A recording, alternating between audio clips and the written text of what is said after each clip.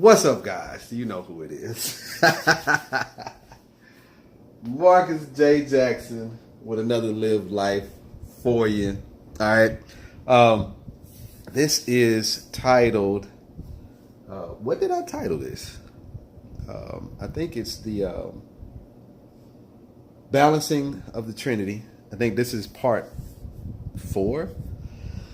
And Jesus agrees with me. All right. What was that? Somebody say something? I said part 54. Yeah, part 54. Yeah. So balancing the Trinity, and by accepting the woman, and Jesus agrees with me. All right. So I know last time we talked a lot about, we talked a little bit about science, and we talked a lot about the presence of the woman in the Kushite kingdom, in Ethiopia, and just overall balancing of the Trinity, and breaking down a biblical understanding and a historical understanding of what that actually meant. But I just felt really compelled today to go into a more basic fundamental concept like sin. And a lot of times, I think that if we get that basic concept down, it's easier for us. Let me cut this, because this got my camera's shaking a little bit. Okay, so understanding what the concept of sin is, and how Jesus, the character of Jesus, portrayed sin, right?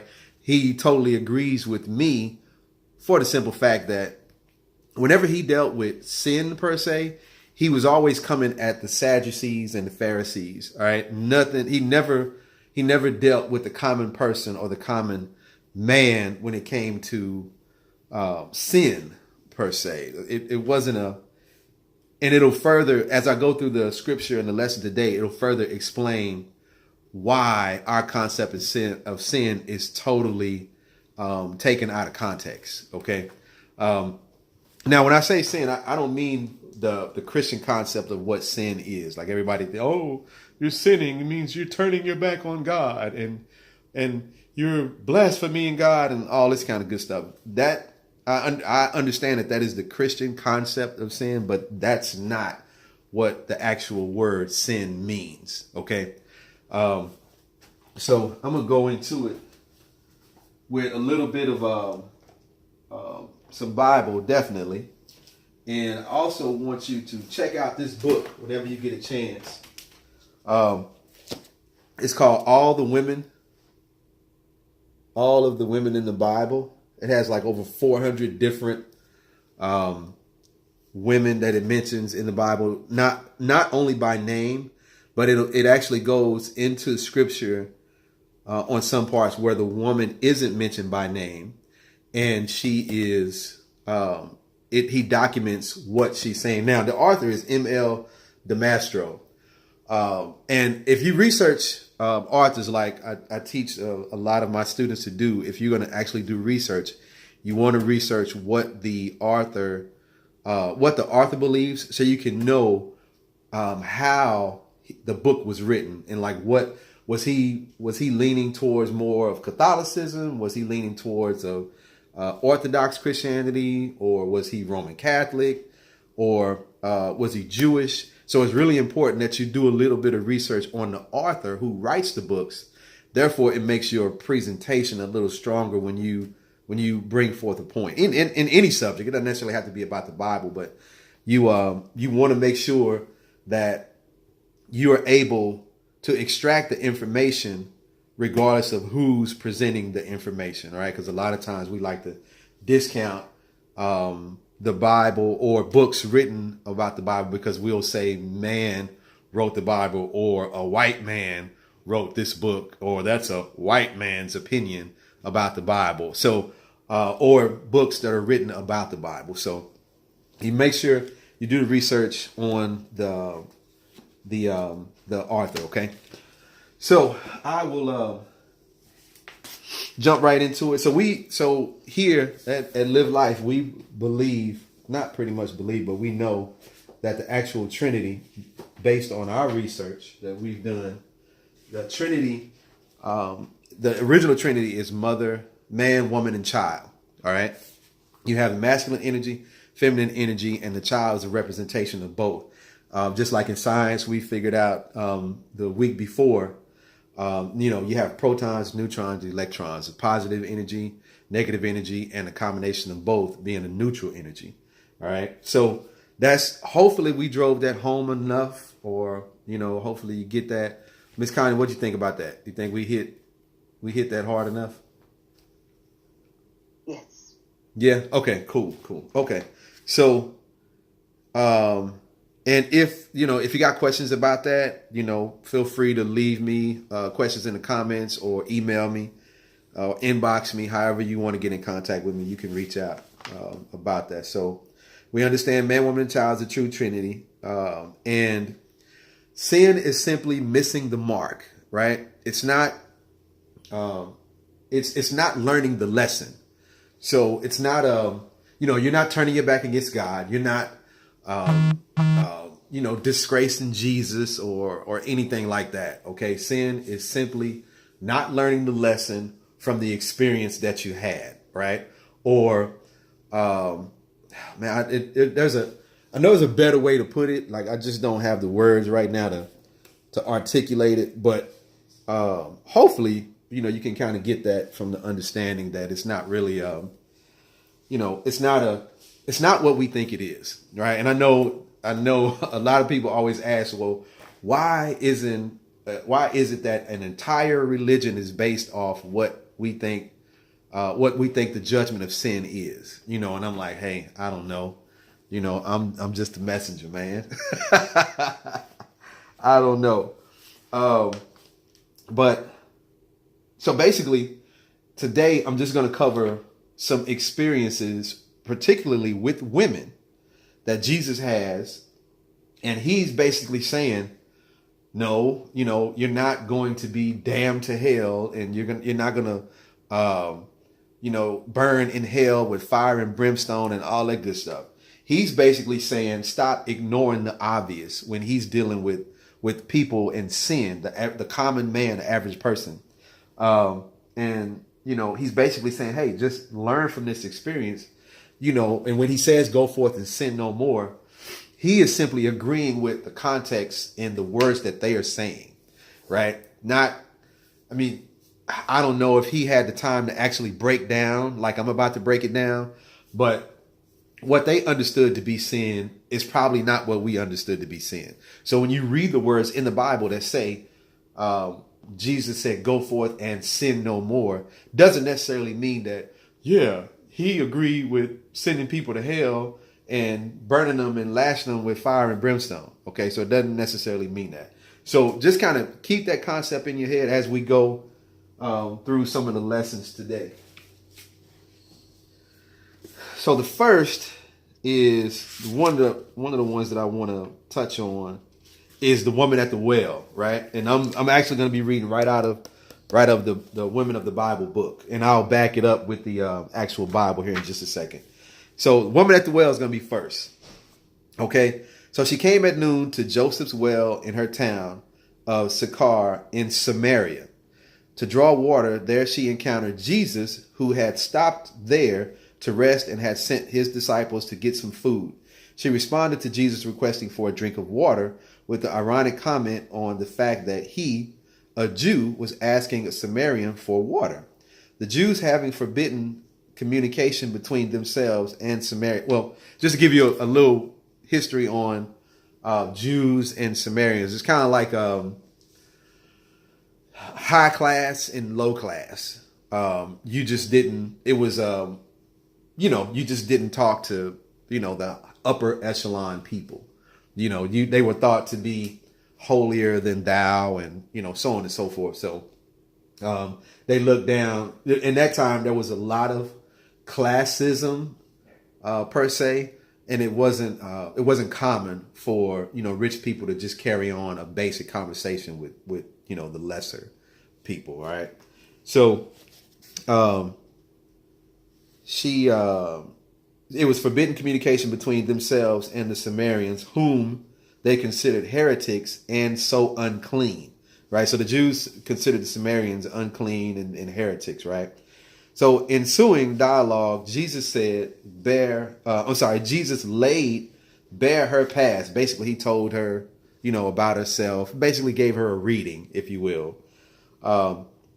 She had 5 husbands and was not married to the man she was currently living with, and revealed his identity as Messiah. She ran back to town to tell everyone that the Messiah was there, offering in proof his recounting of her past coming to Jesus. The townsfolk listened to his preaching, kept him there for 2 more days, and believed him because of his own words, not just her testimony. Right? So John 4, verses 5 through 42, it talks about the Samaritan woman and the meeting at the well. Okay, so what's significant about that is there you see what did Jesus say to her? Did he say, oh, you're committing adultery with these 5 husbands. You're going to be damned to hell. No, it doesn't say that. This book doesn't say that, nor does the Bible say that. So, and I'm going to prove it to you real quick. Let me flip over to John. So it'll be John chapter 4, verse 5 through 42. So I want you to get, I want you to be able to get these concepts, right? So, there cometh the woman of Samaria to draw water. Jesus said unto her, give me drink. And I started in verse 7. For his disciples were gone away into the city to buy meat. Then saith the woman of Samaria unto him, How is it that thou, being a Jew, askest drink of me, which am I, a woman of Samaria? For the Jews have no dealings with Samaritans. Jesus answered and said unto thee, If thou knewest the gift of God, and who it is had said to thee, give me to drink, thou wouldst have asked him, and he would have given thee living water. Right? So basically, in that little bit of script to kind of sum it up, he's saying, she subscribes to the collective conscious that, you're not supposed to be dealing with, Samaritans because you're a Jew. And he's like, well, I know if you knew who I was and you understood who I was, you wouldn't be asking me that. So that's basically what that means.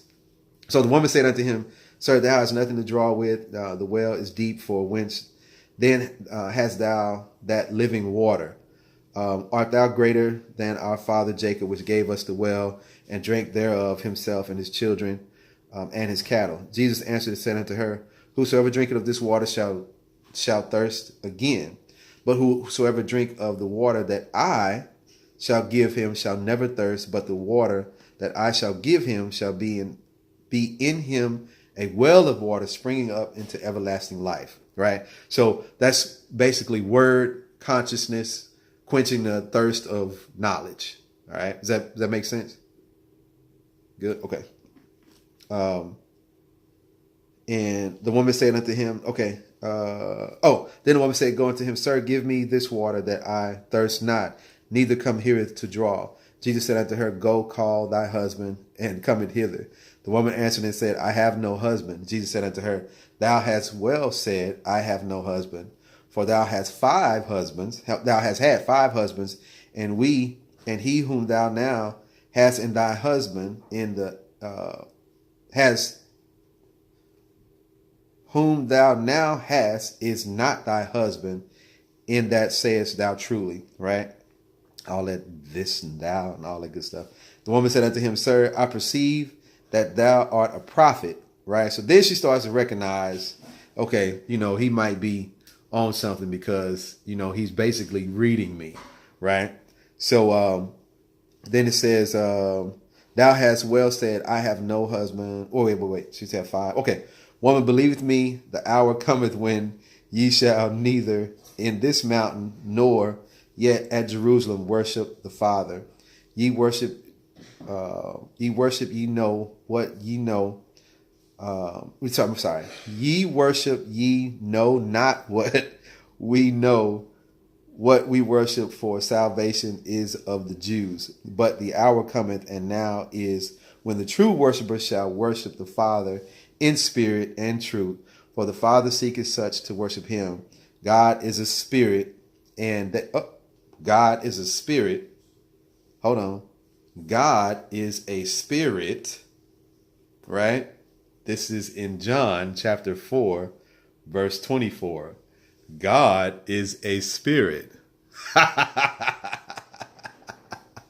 y'all see the subliminal messages? I thought he was a little white man that sits up in the clouds with a fuzzy beard. Exactly. I thought that shit too. So, I'm sorry. So it says God is a spirit, and they that worship him must worship him in spirit and in truth. Right? So the woman said unto him, know that Messiah cometh, with which is called Christ. When he is come, he will dwell, he will tell us all things. Jesus said unto her, I speak unto thee, am he, I have meat to eat, and bam, bam, bam. So, hold on. Jesus said unto them, my meat is to do the will of God, bam, bam, bam. And he repeated, wages, life eternal, herein the savings true, one that soweth another, I sent to you the reap.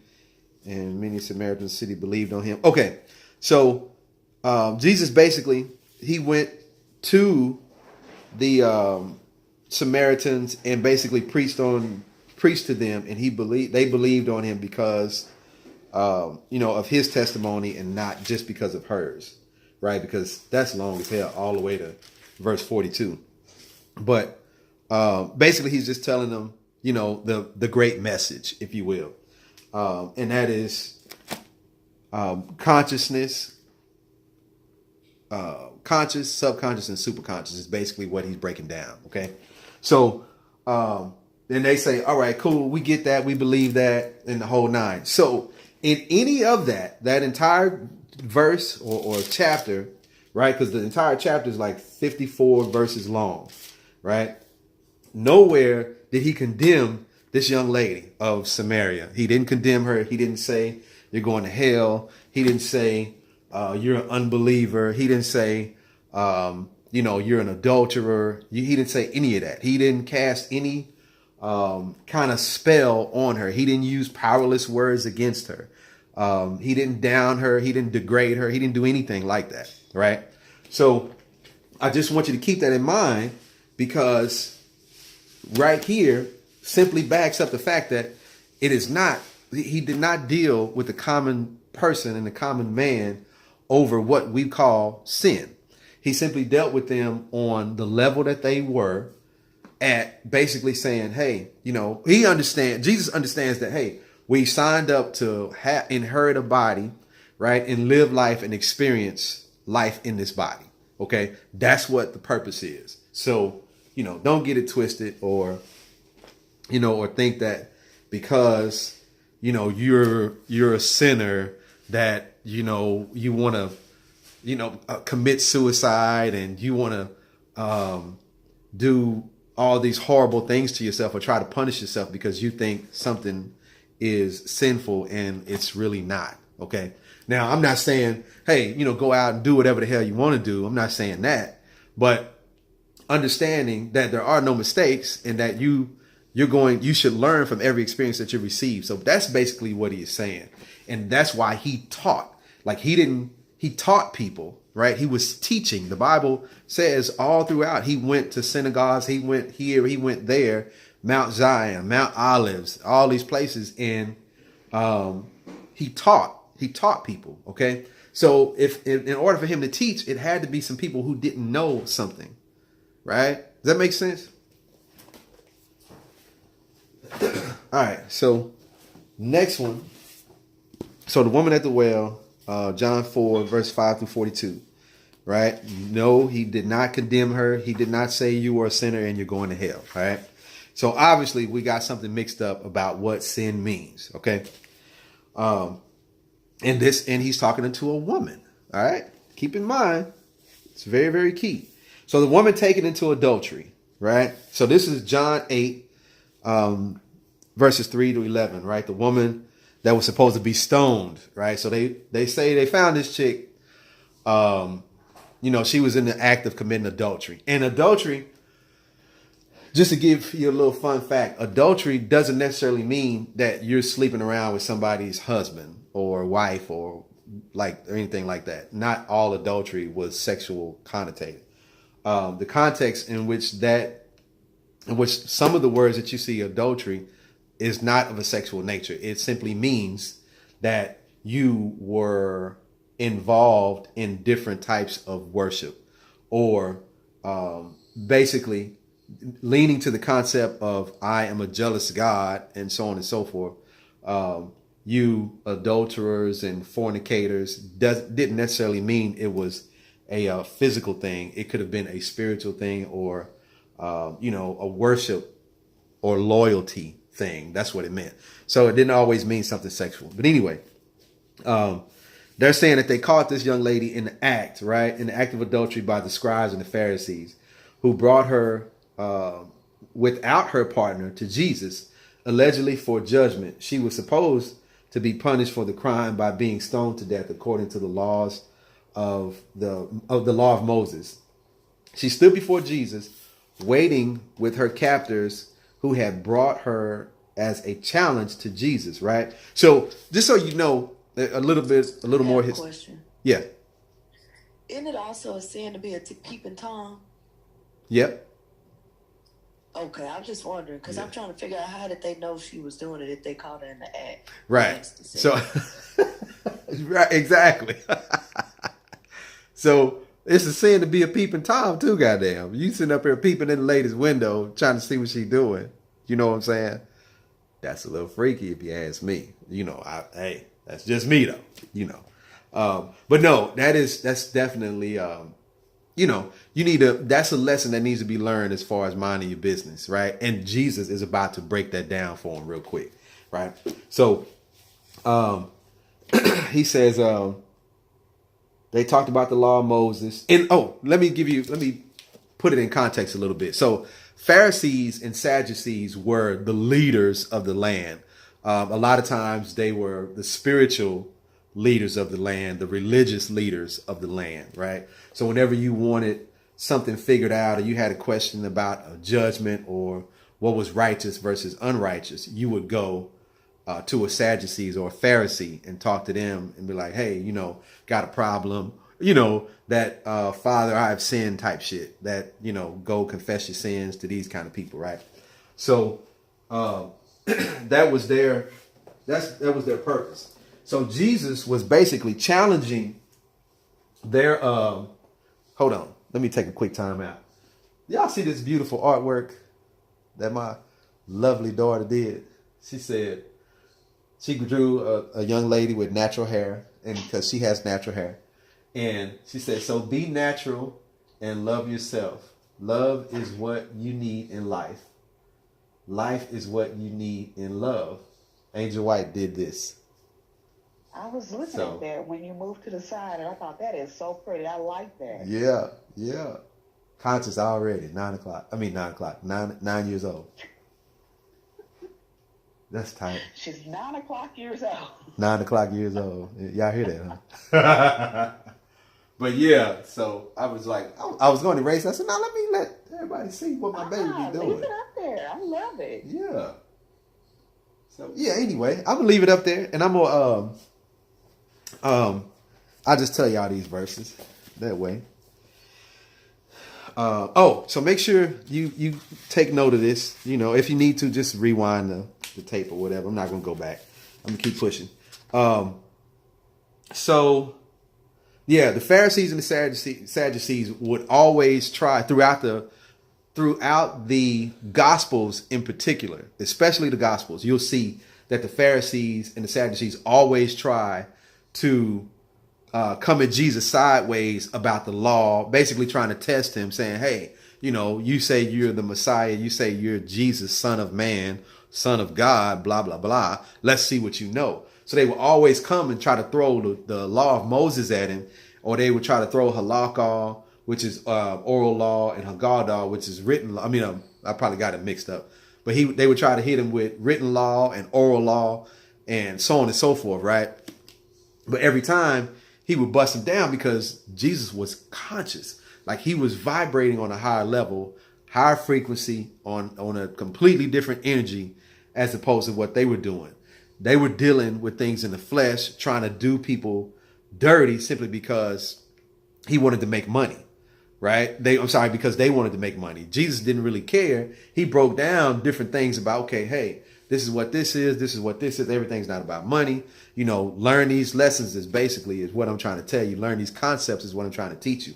Money's going to be there. You're going to get money. No big deal. But the Pharisees and the Sadducees was always trying to get over on somebody, right? So that's why Jesus dealt with them in the manner in which he did. All right. So anyway, they brought her to Jesus according to the law of Moses. She stood before Jesus in judgment, right? They're going to take her in front of Jesus and say, well, Jesus, what would you do with this chick? Now that you figured out this, blah, blah, blah, blah, blah, right? So, let me see. So they brought him to challenge Jesus to see if he would spare her and thus break the law of Moses, right? Or agree to the stoning and nullify his own teachings according to the mercy of God and the possibilities of repentance. So they was basically trying to either get him to break the law of Moses or go against his own word by stoning her, right? So if you believe in mercy of God, why are you going to stone the chick, right? Or if you believe in the law of Moses, why are you going to let her go? So they're trying to get him in the catch-22, but because Jesus is a beast and he is operating on a higher level, right? He responded by writing in the dust, then saying that the person without sin should be the first to cast a stone. Jesus went back to writing in the dust and she remained standing before him as all her accusers left because they, he said, wait a minute, did he say he would not? Okay. Saying that the person without sin should be the first to cast a stone. So everybody's waiting around to stone this chick. They got rocks in their hand or whatever. Just imagine with me. They got rocks in their hand waiting to stone this chick. And they're like, okay, so whoever. And then Jesus bust out with, okay, so everybody that hadn't sinned, go ahead and throw the first stone. Then everybody was like, damn, golly, because if you bring judgment upon somebody else and then you bring judgment upon somebody else and then you stone or have somebody killed for it and you guilty of it, it's automatic death. The penalty is automatic death. There is no ands, ifs, or buts about it. Yes, ma'am. That's almost like you pointing a finger to accuse somebody and you got three more pointing back at you. Exactly. That's exactly what that is. And see, the penalty then, if you wrongfully accuse somebody and you got found out about it, they killed you. It wasn't no two ways about that. It's not like the justice system we have now where, you get all this leeway and trials and time and all this kind of stuff to come up with a change of heart and change of story and shit. Back then, you accuse somebody for doing something that you were guilty for, done deal.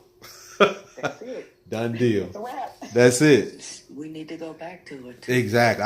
You damn right. You damn right. We need to go back to that shit. But you know what? The thing about it is, in some sort of fashion, it has gone back to that. It's just that people are bypassing the legal system and doing it themselves. Right. Yep. And I really, really believe it. I know it's not a power move. It's more of a force move.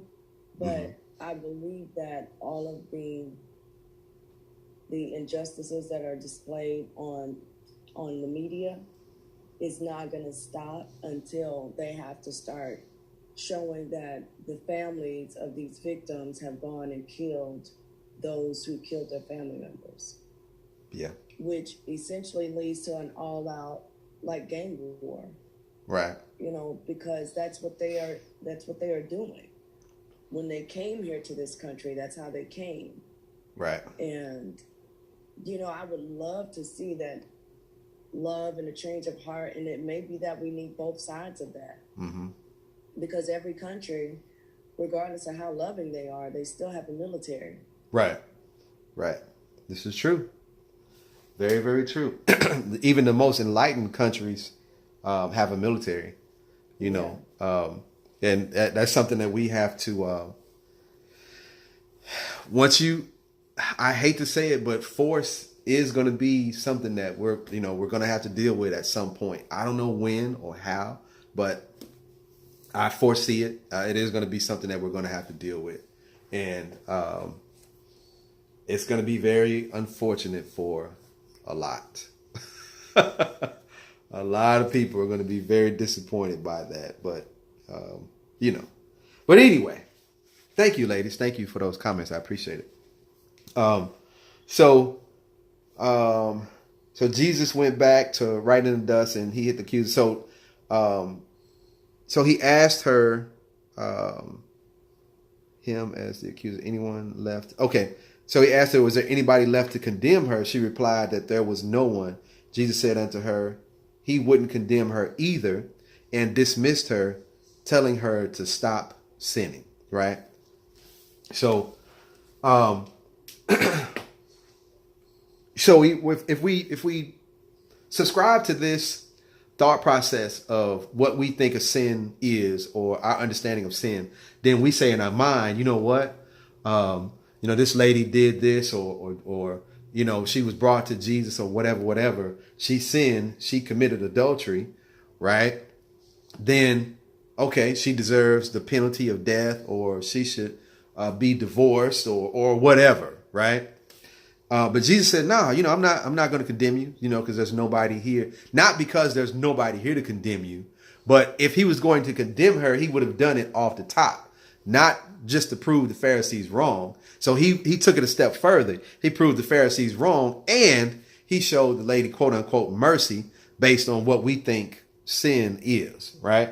So basically saying again that sin isn't what you think it is, right? Sin actually has a meaning, actually has a word. So now basically he's telling this lady, hey, don't ignore the lesson learned from this. The stuff that I preach, I do preach mercy. I do preach love and compassion, right? So understand that I am a love and compassioning person, and so on and so forth. And at the same time, basically telling the Sadducees and the Pharisees to shut the fuck up, because you are not without sin, right? Although you're charging people money and doing all this other shit to extract value out of people without giving them anything, right? So I'm just going to flip over real quick to John. Yeah, John chapter 8. So if you got your Bible or whatever, you can look at it. If not, you can just listen, because I'm about to run through it for you real quick. Chapter 8, I'm going to go to verse 7. So when they continued asking him, he lifted up himself and said unto them, he that without sin among you, let him first cast a stone at her. And again he stooped down and wrote on the ground. And they which heard it, being convicted of their own conscience, right? They were convicted of their own conscience, or their own subconscious belief, or their own conscious experiences allowed them to say, you know what, let me put this damn rock down. Jesus didn't say they were compelled by some kind of Holy Spirit, or they believed on God and they decided not to do it, right? So you got to look for those little hints in there that leads to the frequency, vibration, and energy, right? So you have to understand those little things. But if you never pay attention to them, and you're just reading, or you're just listening to what you hear in religious organizations, it's like, you know what I'm saying? Like, what you miss those little bitty rocks and those gems and those little diamonds that make a fuckload of difference, right? So let me see. Then he says, and which heard it, being convicted by their own conscience, went out one by one, beginning at the eldest, even unto the last. And Jesus was left alone, and the woman standing in the midst. When Jesus had lifted up himself, he saw none of None but the woman. He said unto her, Woman, where are those thine accusers? Hath no man condemned thee? She said, No man, Lord. And Jesus said unto her, Neither do I condemn thee. Go and sin no more. Right? So basically using the word, okay, if you want to get into the whole, well, Jesus said they sin, because a lot of people will do this in the past. A lot of people have done this to me, and they will say that, well, Jesus said they sinned. Well, Jesus can't override. And we also have the concept of whoever wrote the Bible put this stuff in here. All right. But you also have the concept of Jesus saying and agreeing with people at their level. So if they thought it was sin per se, or they were missing the mark or not learning the lesson, he's going to say exactly what they said so they would understand him. So he's not going to say, oh, you missed the mark. He's going to say that you sinned. All right. Or they saying, agreeing, or using the words that they use. Okay. So if we, not knowing, or if you didn't understand what the concept of consciousness was, subconscious and superconscious, and I just start talking to you about subconscious, superconscious, and conscious, you're going to be like, what are you talking about, man? As opposed to saying if I say, hey, go with your gut feeling, follow your heart, think about it, so I'm referring to your conscious, subconscious, and superconscious, but you don't understand it as that. You understand it as following your heart, go with your gut feeling, think about what you're doing. Right. So that's basically what Jesus was saying. Okay. If you want to say it's sin, then I'll say it's sin, so go forth and sin no more. All right. So hopefully that's a little bit of breakdown. I think I am going to stop right there because I didn't want to keep pushing my time. I only got like a minute left. But so yeah, that's what I wanted to. A minute for Zoom, or a minute because that's how long you wanted to teach? Well, a minute for Zoom. I was gonna go. No, baby. Remember, I upgraded. We gotta upgrade. Why did it stop? It's saying I got less than a minute. Do you see it up there? No, I don't see it. It says less than a minute on there, so that's why. But I keep going because I got. I was just gonna say, y'all don't remember the video you sent me? The won't he do it? Yeah, I do. But when I saw that, I was like, well, why is it not doing that? So hopefully it'll just kick in. If not, we can just pop back on. Yeah. Yeah, we can just pop back on. Because I was getting a little sad. I was like, I only been going 37 minutes on my with my YouTube family. But anyway, yeah, we'll just pop back on if it shuts down. So where is my next one? So John chapter 8. So remember that if you ever, this meeting has ended. The host did not show up.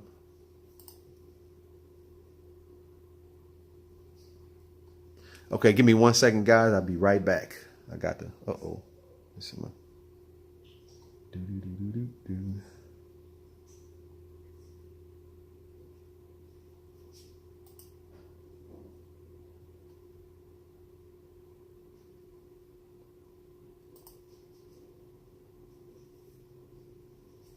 What in the world?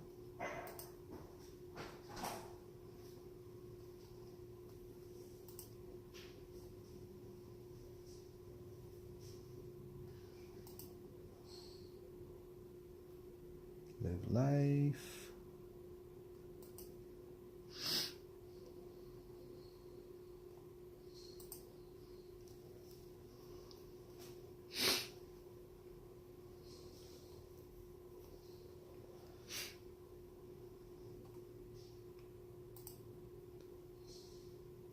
All right, cool. Can you hear me? All right, cool. All right, so we back in action. All right, so yeah, so John chapter 8, you will, go ahead and study that. If you got any questions, let me know. It's verse 3 and 11 of John chapter 8. That's the woman that they were going to stone. And that's just, like I said, that's just, again, so you can understand that sin is not what we think it is. And Jesus himself is is who agrees. He agrees with what I'm saying. Basically, he does not deal with quote unquote sin with the common man. That's just not something you never see him do anything like that. And and he doesn't. He doesn't do anything like that. He deals with the Sadducees and the Pharisees in a very hostile manner. And I will in this next lesson I'm going to tell you about. It'll break down a little more. So anyway, so Luke chapter 11, there's a young lady speaking, right, which gives reference to the woman that I want to make mention is Luke chapter 11, verse 27 and 28. And Jesus was speaking. He was speaking somewhere. I don't remember off the top of my head, but he says, "Blessed is the one." It's in Luke, and I'll read it real quick. "Blessed is the woman that carried you, and the breast in which you nursed." Right. So, the Bible doesn't necessarily lend to the fact that she's challenging Jesus, but in my opinion, she was glorifying, praising the mother of, or saying, being thankful for his mother, and he should be thankful for his mother because she carried you in her womb and you nursed on her breast, right? So she said, "Blessed is the woman."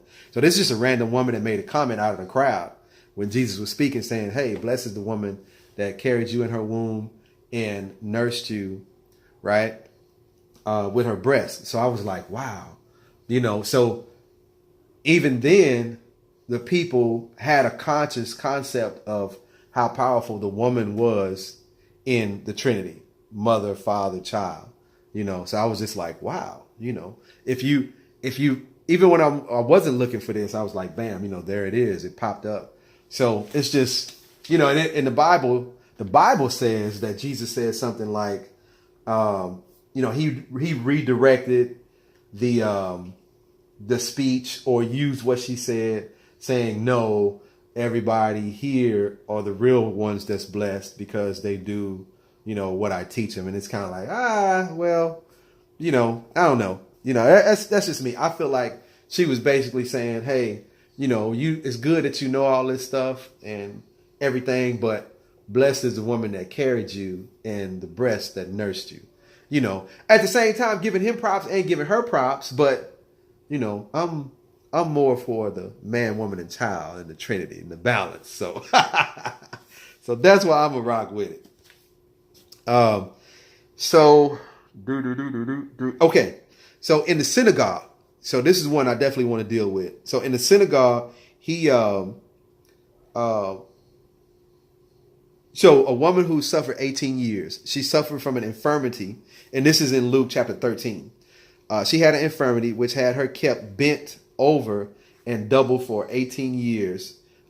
She was healed by Jesus on the Sabbath, right? So I don't know if a lot of you guys who went to church, I remember back in the day when I used to go to church, I remember this particular story. And I had forgotten it until I ran across this particular book. So they basically was trying to give Jesus shit about healing on the Sabbath, right? Or it was a Sunday or a Saturday, whichever one you subscribe to, it really don't matter. But it's the concept that counts. So he was saying, so one of the Pharisees approached him and was like, "Okay, wait a minute. You heal this chick on the Sabbath, but we're not supposed to do work on the Sabbath." So in front of people, he tries to call Jesus out on the law, right? But understanding that Jesus, the character of Jesus, is who he is. No, you're not gonna be able to do that. You're not gonna be able to do that because the dude is conscious. He is thinking on a higher level, a completely different frequency. He vibrates higher in the whole nine. We're not just talking about some just random Rudy Poot dude that decided to go, randomly lay hands on people, right? He knew what the fuck he was doing. He knew what the fuck he was talking about. So, he says, in the Sabbath, she called the daughter. Okay, he suffered from the infirmity that kept her bent over. She was healed by Jesus on the Sabbath. She was called daughter of Abraham by Jesus in response to the complaint of the indignant synagogue official, which was either synagogues were like churches or churches/schools, right? And you would go there and learn whatever lesson for the week, just like regular church service is now. So the synagogue, but you had over a synagogue, you had an actual residing person who lived there, which was either a Pharisee or a Sadducee, and they worked there.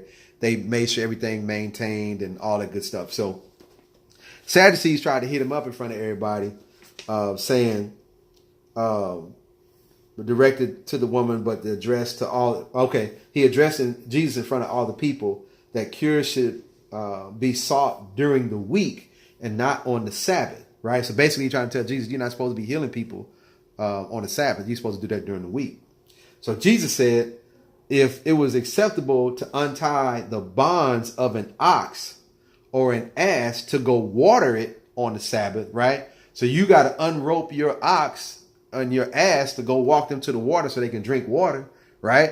That's work, right? You're healing your ox because they are fucking thirsty and they need something to drink, right? But you can't heal this woman who is crippled, right? She's had an infirmity for 18 fucking years, but you're going to come at me about, you're going to come at me about that, but you go and you water your ox and your ass every day? No. And Jesus is basically saying, miss me with that shit, because he said it was not acceptable to untie the bonds of he was saying, it's okay for you to unbond your ox or your ass and water it on the Sabbath.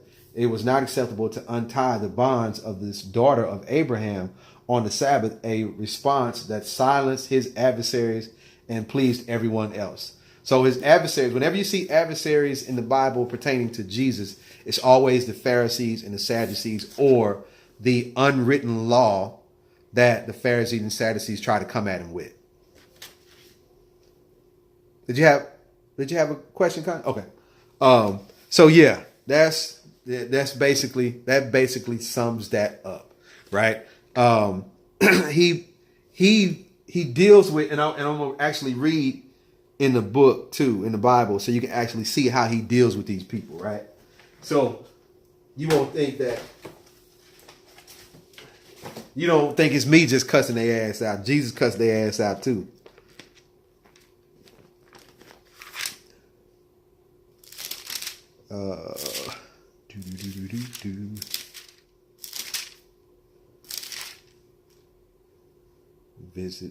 Hold on. Wait a minute. What was that? So that was Luke 13, 10, 17. All right. So Luke chapter 13. If you got your Bible, cool. If you don't, I'm going to read it any damn way. Okay. Healing of the crippled woman, right? So, and Jesus said to her, woman, thou art loose from thy infirmity, right? So the ruler of the synagogue answered with the indignation because that Jesus had healed on the Sabbath, and said unto the people, there are 6 days. So he bring his ass out there in front of everybody saying, hey, everybody, there's 6 days that you're supposed to do work, and on the 7th day, you're supposed to rest. This man, Jesus, has fucking healed somebody on the Sabbath, right? Basically trying to blast him out, right? And said unto the people, there are 6 days in which men ought to work, and them therefore cometh be healed, and not on the Sabbath day. And then Jesus said, you hypocrite, called him a fucking hypocrite, right? So let me just give you a little bit of pretense. If that's like me being just a random ass dude going to the Potter's house and calling TD Jakes a fucking hypocrite, right? Calling him a fucking liar in front of his whole congregation, right? And being right and quoting Bible about it. Do you know what they would do to me if I did that? They would take me out. Definitely. I don't think I would make it out alive doing that. I'm pretty sure. So that is equivalent to what Jesus did to the Sadducees, because remember, the Pharisees and the Sadducees were the religious leaders of the land at that time, and you you teaching in their house was a quote unquote privilege. Okay. So when Jesus said what he said, when he called them, when he said you hypocrite, was like everybody in there, I can guarantee you was like, oh shit. Did you hear what he just said? And that's why it was a big fucking deal. So he said, doeth not each one of you on the Sabbath loose his ox or his ass from the stall and lead him away to drink water. Right? And ought not this woman being the daughter of Abraham? So this woman being a daughter of Abraham, because the reason why he said daughter of Abraham to the Pharisees and the Sadducees, because everybody believed everybody else was the son and daughter of Abraham of the Old Testament. Right? So you follow me with that? Okay, cool. Yes. Okay, cool. So remember that if you want to do the research, guys, to my YouTube family out there, just research daughters of Abraham, and you'll see how everybody used that in the context of, it's just like saying, you're the daughter of Marcus because you exude the same characteristics and that Marcus does. Okay, so everybody thought everybody else was people of Abraham or descendants of Abraham. Okay, so that's why he used that particular phrase. So being a daughter of Abraham, whom Satan hath bound, lo, these 18 years be loosed from his bond on the Sabbath day. Right. So when he said that, these things, all his adversaries were ashamed, and all the people rejoiced for the glorious things that were done by him. Right. So now everybody's like, damn, he done shut the Pharisees the fuck up. Like they don't have nothing to say now. It's like, for real? And he made it really, who's that? Galaxy Note 5. Who's that? What's going on, brother? Hello? What's going on, man? Not much. I was trying to dial in and kept getting, my phone was like audio, and I'm like, hit the audio. And then I saw you stop, and I'm like, okay, he can't hear me. Now I can hear you. Oh, okay. All right. What's your name, man? My name's Charles. Oh, okay. What's going on, man? All right. Well, welcome. I'm just about to wrap up. I got a few more minutes though. I'm gonna drop a little more. If you got any questions or anything, feel free to jump in. All right, no problem. Let me see. So, understanding what was actually going on at the time, that's why they felt like it was a really, really big deal. Like it was, it was a big deal for him to come into the synagogue, which was a privileged place to teach whatever, belief you had, as long as it lined up with whatever they were trying to preach in the synagogue. So if it wasn't centered around them having or getting money, or you did anything to mess that up, then they're gonna come at you. They're gonna come at you with everything but the kitchen sink, and that's what they continuously came at Jesus with, right? So they continue to attack the character of this person simply because he wasn't doing the things that he was supposed to be doing in alignment with the synagogue. All right. So hopefully that'll break down. So hopefully that kind of clarifies the, why this was a really big deal. So healing of the crippled woman, and him really putting emphasis on him calling the Pharisees and the Sadducees hypocrites. All right. So if you want to research that more, that is Luke chapter 13, starts at verse 10. All right. And You got a space. So, You got a space. Yeah. What's up? When we were talking about how the picture of Jesus being on a cross was in actuality a symbol of getting rid of certain aspects of yourself that no longer serve you. Yes. So, hold on, I just got a phone call. So when you are looking at the fact of this woman who had an issue for 18 years, and the character of Jesus decides to heal the woman. It's in essence a symbol of healing your femininity, regardless of if it's male or female. But you are going against whatever common beliefs and whatever common thought processes are the social norm, and deciding to do what makes you feel good, to do what is healing to you. So you've got essentially a man whose femininity is reflected in a woman who's had an issue of death for the last 18 years. Because her issue was bleeding, which is loss of life force. Well, this one was the particular, the woman that was crippled, but that can refer to that one too. Which one? In Luke 18, the woman who was about the woman at the well. No, this one was the one. Remember the one that was crippled, and they did. He went back and forth with the Pharisees inside the synagogue about healing her on the Sabbath. Yeah. But but the imagery it's just the same essential thing too. Because even the woman at the well was a symbol of him, just healing different aspects of his feminine side. Yes, ma'am. No, yeah, that's absolutely. Yeah, I just had to turn homosexual or nothing, but right. Definitely. Oh, yeah, no, that's an excellent concept. So, and keep in mind, just to kind of bring you up to speed real quick, Charles. The whole live life concept is just to bring a higher consciousness on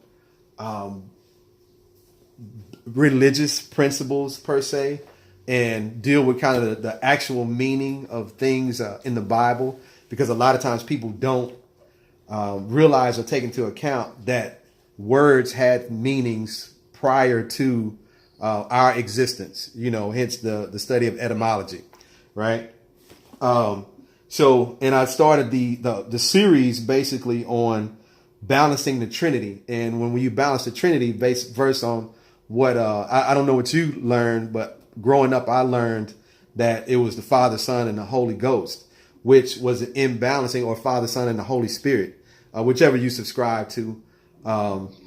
You bring that concept into your daily life and daily living, right? And it's an imbalanced concept, right? Because now, without the woman aspect, which is the original Trinity, man, woman, child, right? You have, and scientifically, proton, neutron, and electron, the positive energy, negative energy, and the neutral being a combination of them both, right? So now you can create and go forth and multiply amongst the world with man, woman, and child Trinity, as opposed to the Father, Son, and the Holy Ghost, or the Holy Spirit, all being man, male energy and aspects, right? So therefore, there is no creation with all male aspects, with all male energy. So, absolutely, exactly. So, the concept, has the imbalancing of that has brought us to basically this war machine that we live in today. We're constantly at war, either with ourselves or with someone else. So that's basically the concept that we kind of starting the founding principles or statement of faith, if you will. Just so you can kind of know like what context I'm putting a lot of this stuff in.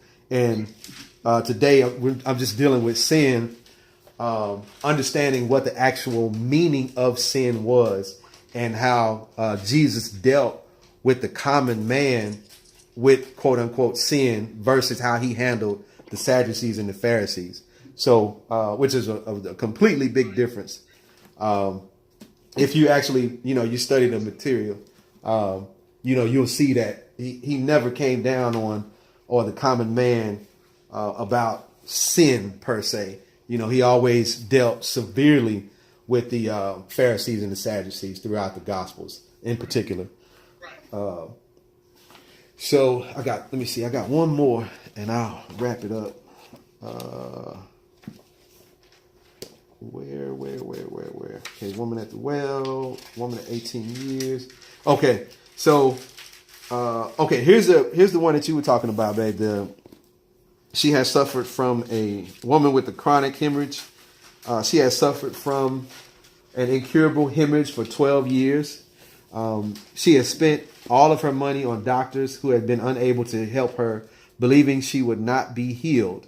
Right. So that's key word. I want you, and especially with the with us doing the book review of Power versus Force. Key words. Power comes from believing, and believing is a power word. Insisting or forcing is a force word. So basically, in this book called the All the Women of the Bible, a really, really good book. You'll start to see different little, as you become more conscious of what power words are and force words are. You'll see that, you know, in reading these little things, they'll begin to pop up at you.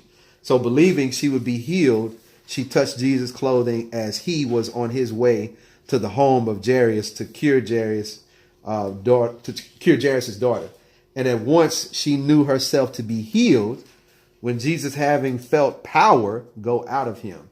Right. So I think the Bible says something about virtue going out of him, but that word is translated as power.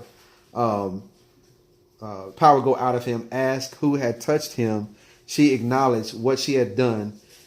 She was told by Jesus that her faith had brought her cure and was dismissed and go in peace, basically. Right.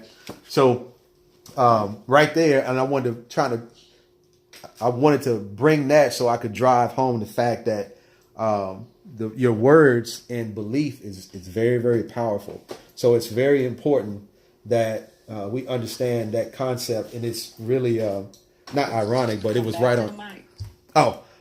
Can you hear me now?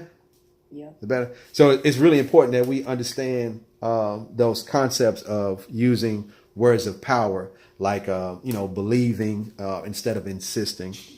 So, and it kind of, it was right on time with what you were saying earlier, Foxy, about that concept and symbolism and so on and so forth. So, yeah, I was just thinking, have you noticed that almost everybody that the Bible says that Jesus healed was a woman?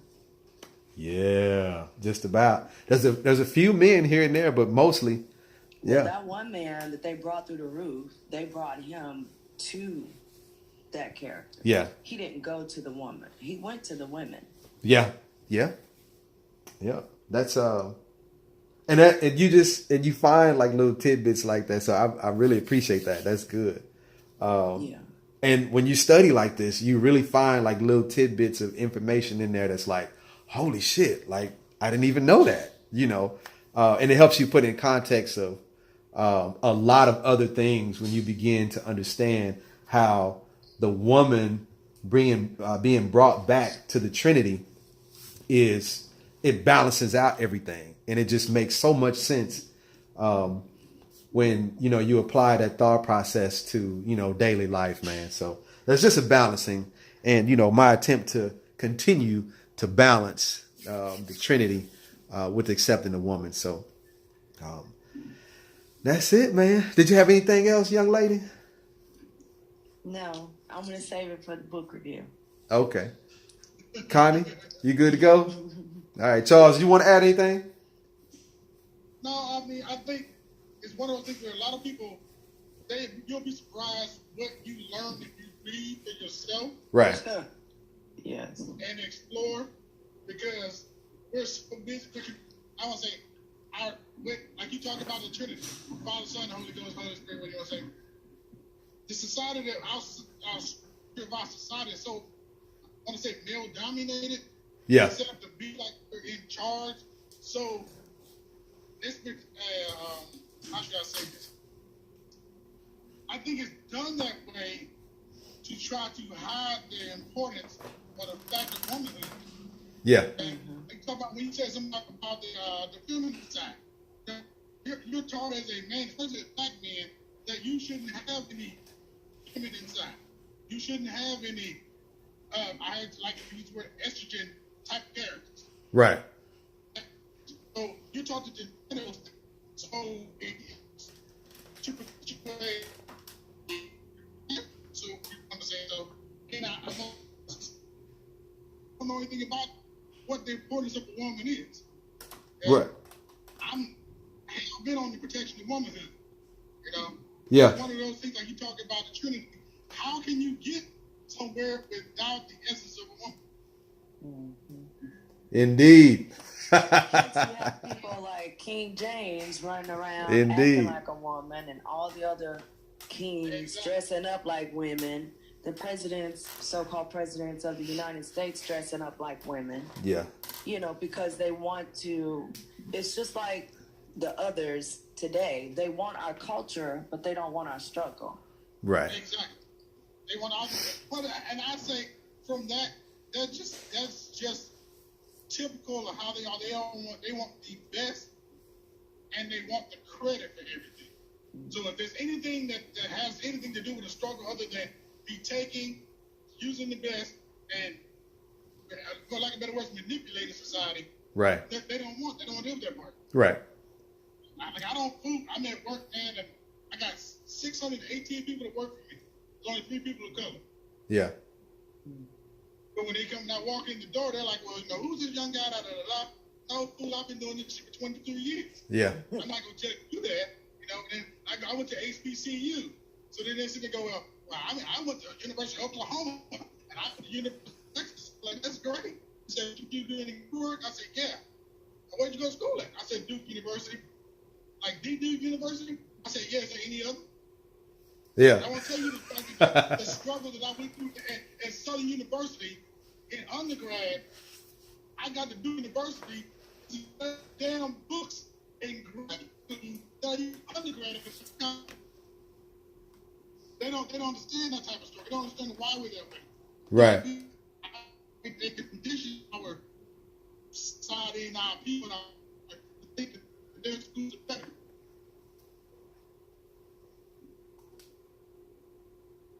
You froze on us. Yeah, they don't want us to know that we are the talented team. We are really the basis of our whole society. They want to destroy man like destroy the black woman. That's it. I'll see a little bit. All right. That's what's up. I must be in a bad spot. I keep freezing. Yeah, it keeps on freezing up. All right, I'm gonna close out my my YouTube family right quick. Hold on real quick. All right, guys. Thank you so much for tuning in. All right, for the Live Life episode. Man, y'all take it easy. Try not to do too much. Peace.